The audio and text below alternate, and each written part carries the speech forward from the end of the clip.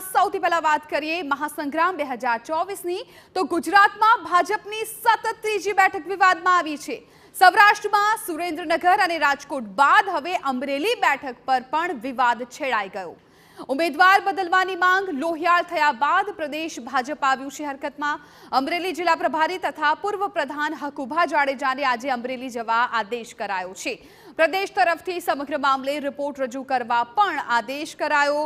પ્રકરણમાં સંડોવાયેલા હશે તેમની સામે કડક પગલાં લેવાના મૂડમાં હવે પક્ષ દેખાઈ રહ્યો છે।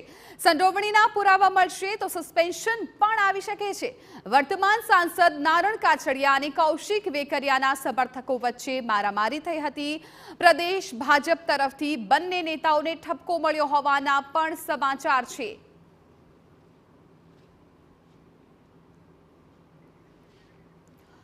તો લોકસભાની ચૂંટણી પહેલા ભાજપનો જે આંતરિક જૂથવાદ છે એક બાદ એક સામે આવી રહ્યો છે। ખાસ કરીને જે ઉમેદવારો છે તેને લઈને અસંતોષ જોવા મળી રહ્યો છે। પહેલા સાબરકાંઠા હતું, ત્યારબાદ હવે રાજકોટ બાદ હવે અમરેલી છે, ત્યાં પણ અસંતોષ જોવા મળી રહ્યો છે, વિવાદ દેખાઈ રહ્યો છે।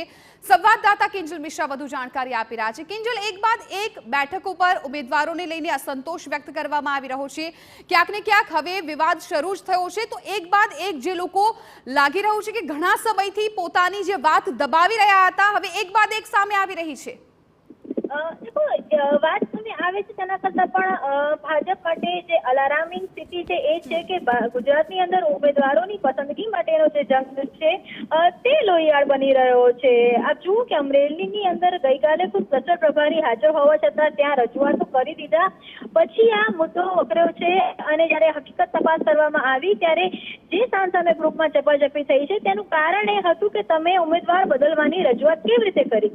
એટલે એક મુદ્દો આંખી ઉડીને આવી રહ્યું છે કે ભરત સુતરિયાના નામની જાહેરાત થઈ ચૂકી છે ત્યારે તેમના સમર્થકો દ્વારા આ વાત થઈ હોય, પરંતુ જે વાત આવી રહી છે તે પ્રમાણે ભાજપમાં પણ અનેક ગ્રુપ છે ત્યારે જે માથાકૂટ થઈ છે તે નારણ કાછડિયા અને કૌશિક વેકરિયાના સમર્થકો વચ્ચેની જે ઝપાઝપી થઈ છે, જે મારામારી થઈ છે ને મામલો છે કે હોસ્પિટલ સુધી પહોંચ્યો। પોલીસ ફરિયાદ છે કે હાલાકી હજુ બંનેમાંથી એક પક્ષ થઈ નથી કેમ કે બંને ભાજપનો જ ગ્રુપ છે, પરંતુ ગંભીર નોંધ પ્રદેશમાંથી આને લેવાઈ હોવાની વાત જાણવા મળી રહી છે।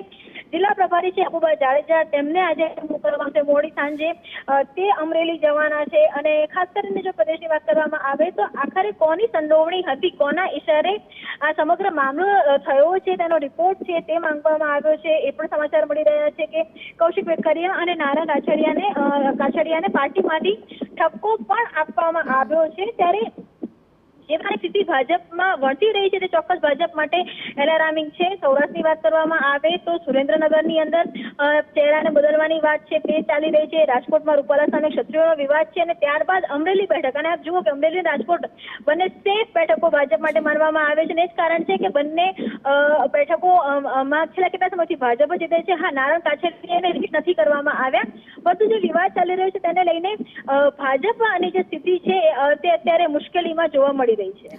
કિંજલ, એટલે શું કહી શકાય કે આ વખતે હાઈકમાન્ડ છે ખાસ કરીને ગુજરાતમાં ઉમેદવારોની પસંદગી કરવામાં ક્યાંક થાપ ખાઈ ગયું?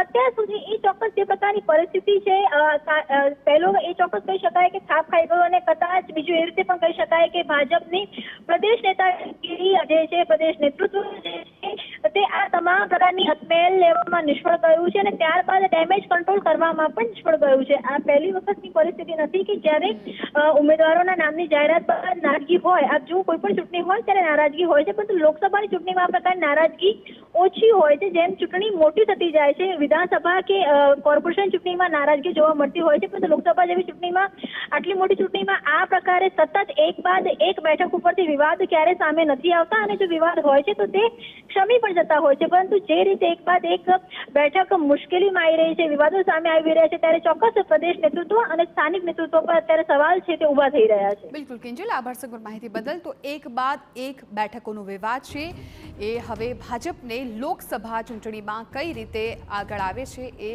જોવું રહેશે, કેમ કે પહેલા સાબરકાંઠા, રાજકોટ અને ત્યારબાદ હવે અમરેલી બેઠક પર વિવાદ શરૂ થઈ ગયો છે। લોહિયાળ જંગ બની ગઈ છે બે જૂથ વચ્ચે। ભાજપના જૂથ કે જેમાં મારામારી થઈ અને ત્યારબાદ તમામ લોકોને હોસ્પિટલ ખસેડવામાં આવ્યા છે। હવે આ વિવાદ ક્યાં જઈને અટકે છે એ જોવું રહેશે।